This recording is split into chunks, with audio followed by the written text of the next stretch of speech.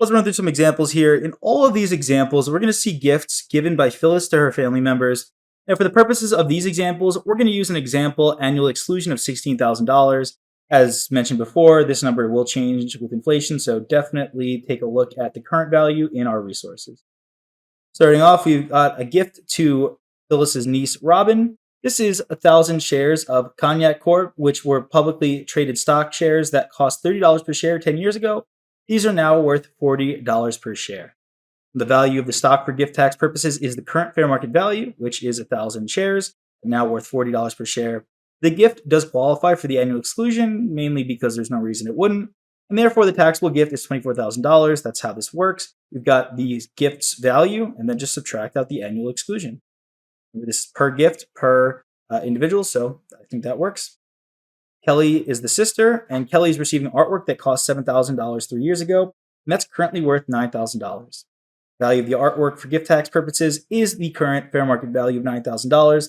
Phyllis also gave Kelly $10,000 in cash. Very nice of her. The total value of the gifts here is going to be $19,000.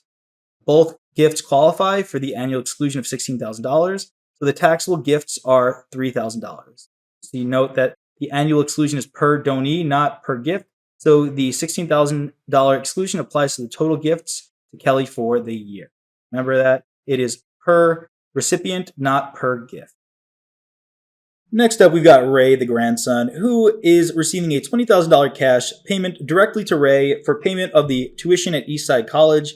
Now, if you're thinking like I am, I'm immediately cringing here because we know the rule is that any cash gift needs to be given directly to the institution, whether it's medical or educational, in order for this to be deductible or excluded from gift tax. And we see here, in order to exclude from gift tax unlimited amounts of payments for education, payments must be made directly to the educational institution. In this case, payment was made to Ray, and Ray is not an educational institution, unless we find out otherwise, in the amount of $20,000, so it does not qualify for the unlimited exclusion from gift tax. This would be dealt with normally. This would have to deal with, this, in this case, $16,000 exclusion. Next up, Paul is a brother-in-law, and Paul had medical expenses of $16,000 that were paid directly to the hospital on Paul's behalf. Contrary to the example we saw here with Ray, which got messed up, direct payments to medical institutions for medical care qualify for the unlimited exclusion from gift tax. They're given directly to the hospital. No ability for Paul or anyone else to manipulate that money. So there's going to be no taxable gift related to the payment, as again, it was made directly to the hospital. Next up, we've got Karen. Karen is the daughter or a daughter. The daughter received a cottage that cost $125,000 5 years ago, and it's currently worth $150,000. Well, the value of the cottage for gift tax purposes is going to be its current fair market value because that's what Karen received. And generally, when you receive something, it's going to be at the fair market value. You don't really know what someone else's basis was. The gift qualifies for the $16,000 annual exclusion because there's no reason it wouldn't. Therefore, the taxable gift is $134,000.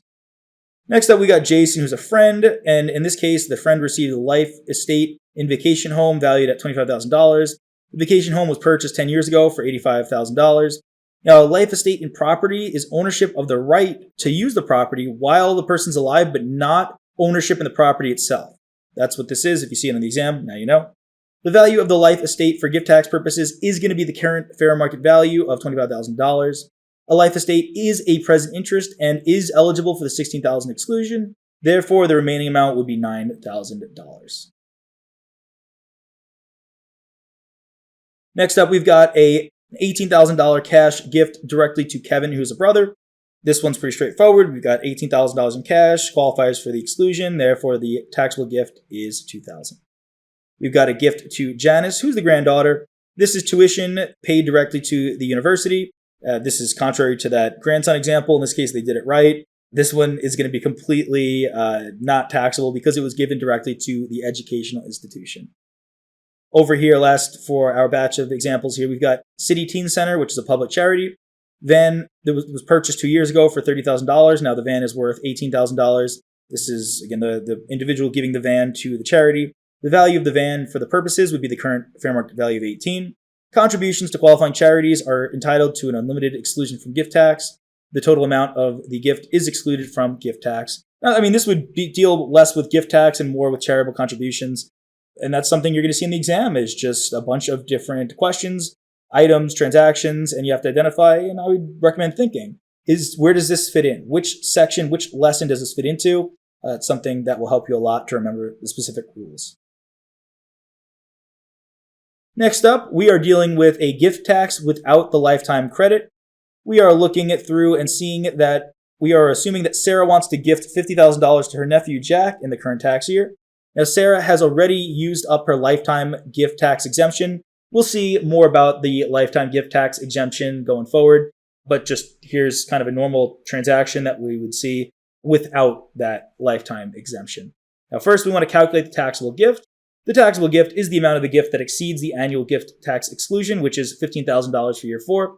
Just a reminder that, yeah, we saw a $16,000 exclusion in our prior examples, and this one is 15, but like we were saying, you want to memorize the amount that we have listed in our resources for the current year you're taking the exam. In this case, the taxable gift would be $35,000. That's 50 minus 15. Now, what is the gift tax rate? The gift tax rate ranges from $18,000 to $18,000, 18% to 40%, depending on the amount of the taxable gift. And this is going to be something that you're going to be given. You're not going to have to memorize this in year 4. The top gift tax rate is 40% for gifts over $1 million. We have to now calculate the gift tax owed. To calculate the gift tax owed, we want to multiply the taxable gift by the applicable gift tax rate. And again, this would be given to us. Like, this is an example that presumably had a whole chart with different rates depending on the value of the gift. But like I said, we're not going to have to worry about that. The value here of the tax is going to be $35,000 times 20%, which again, just would have been the amount on the marginal tax rate given here.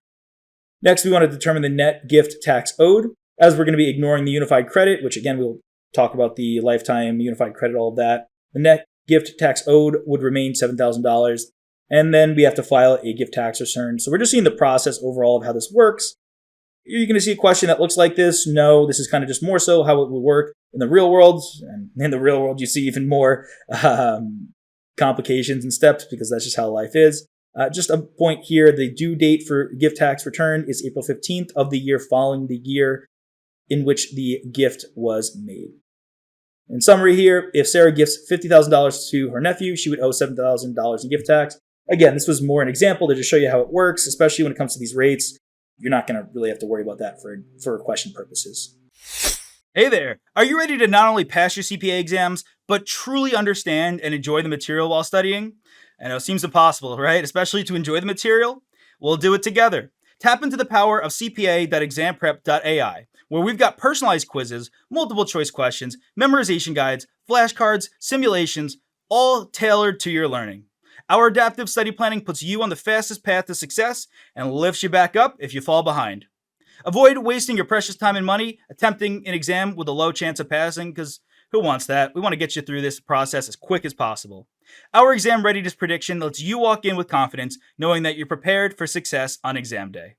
Thankfully, there's no payment method needed to get started, so why don't you come join us? Visit CPA.Examprep.ai and let's achieve your exam success together.